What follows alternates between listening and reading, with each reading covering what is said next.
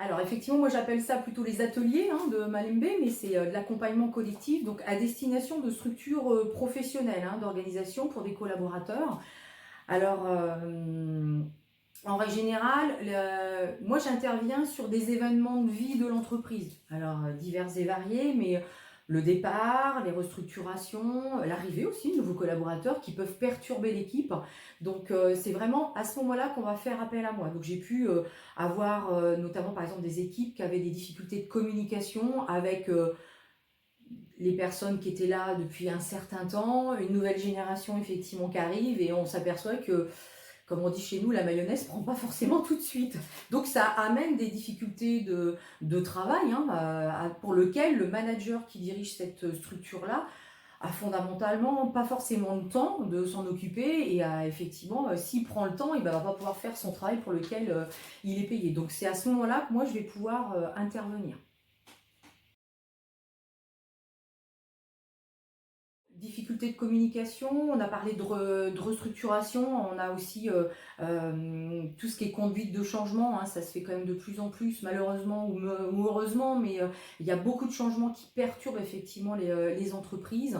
Ça peut être des rachats, ça peut être une nouvelle activité qu'on ne faisait pas ce métier-là avant, et comment je peux accompagner ou la fusion aussi, j'ai eu le cas, la fusion de deux entreprises. Donc comment on peut accompagner les équipes au mieux pour qu'ils puissent se sentir à l'aise le plus rapidement possible, quoi. Donc c'est à ce moment-là qu'on fait appel à moi.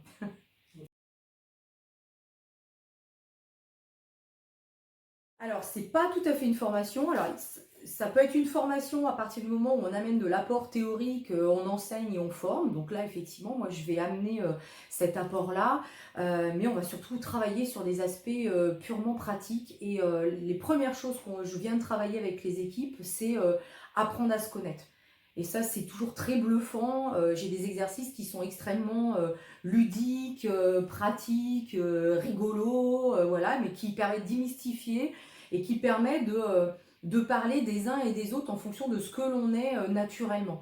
Et plutôt que de dire ah, j'en ai marre parce que ma machine elle est comme ça, et ben à un moment donné, on sait que ma collègue elle est comme ça, mais ça c'est son inconvénient, elle a tellement d'autres forces et on apprend à capitaliser sur les forces. C'est ça qui est différent de ce qu'on peut voir peut-être avant, où on nous a beaucoup inculqué comment nous modifier pour diminuer nos défauts. Ben moi, je travaille pas comme ça. C'est je mets l'accent sur les forces de chaque collaborateur et comment, avec les forces de chacun, eh ben, on arrive à augmenter encore ça pour que ce soit, voilà, the équipe, quoi. D'équipe, en Oui, fait. il y a un mélange de cohésion d'équipe, de connaissance de soi, avec aussi des exercices qui sont ludiques. Alors moi, je m'appuie sur le mouvement, on va travailler ça. On coupe la parole, voilà, donc c'est difficile pour moi la première. Mais voilà, on va essayer effectivement des choses. On va se mettre aussi un petit peu dans des moments d'inconfort, mais après, toujours mon optique, c'est quand même de rester toujours bienveillante et que même si on est en train de gérer quelque chose qui est inconfortable, et moi ça je vais le sentir, mais amener les personnes à oser le faire, voilà, à oser pouvoir voilà, se dire les choses, à oser pratiquer en mode un peu laboratoire quand on est ensemble en atelier, pour que le jour où je me retrouve effectivement au travail, eh ben, je puisse me dire, bah, ça ce truc-là, je l'ai déjà expérimenté à un moment donné, et je peux maintenant le faire dans la vraie vie, on va dire. Voilà. Donc ça, c'est important pour moi d'avoir ce côté très permissif et très ludique. Voilà, ça c'est vraiment les deux éléments très très forts et importants.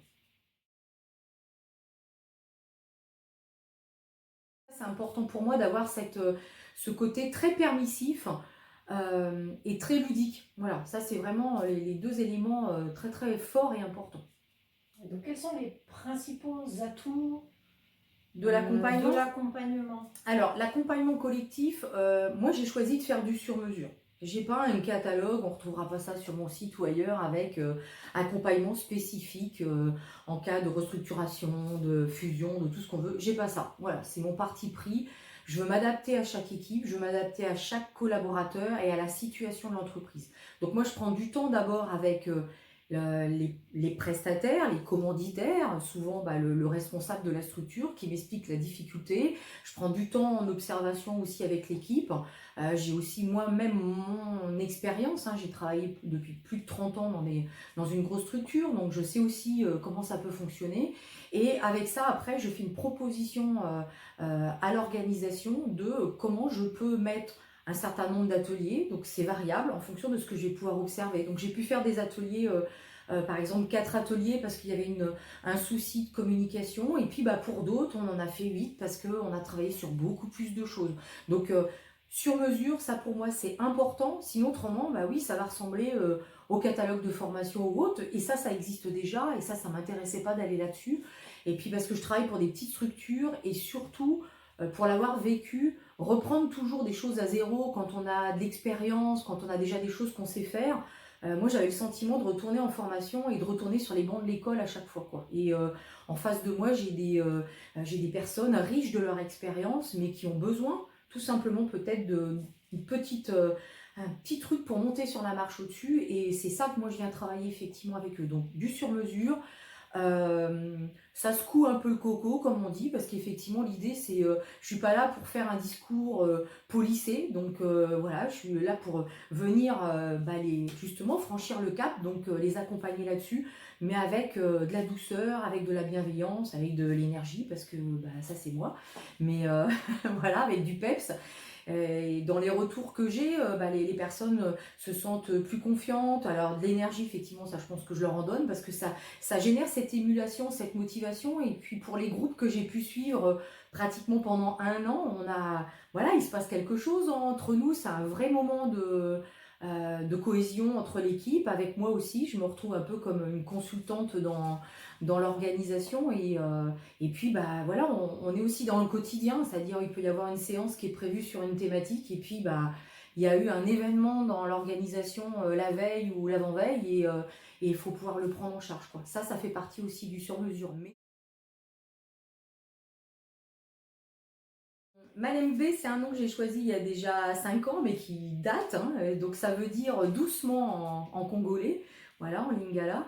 Alors doucement, ça ne veut pas dire qu'on y va doucement, mais en tout cas, c'est une question de rythme, voilà. Et donc, Malembe, ça a double sens, c'est-à-dire c'est déjà pour moi, parce que c'était le fait de m'installer pour Malembe, c'était d'essayer de diminuer ou adapter mon rythme, et c'est aussi vers ceux que j'accompagne de pouvoir les adapter, les accompagner à leur rythme, voilà, et m'adapter aussi à leur rythme. Il y a des moments où je vais plus vite parce que eux vont vite, et il y a des moments où je vais doucement parce que la personne que j'accompagne a besoin que ce soit en douceur.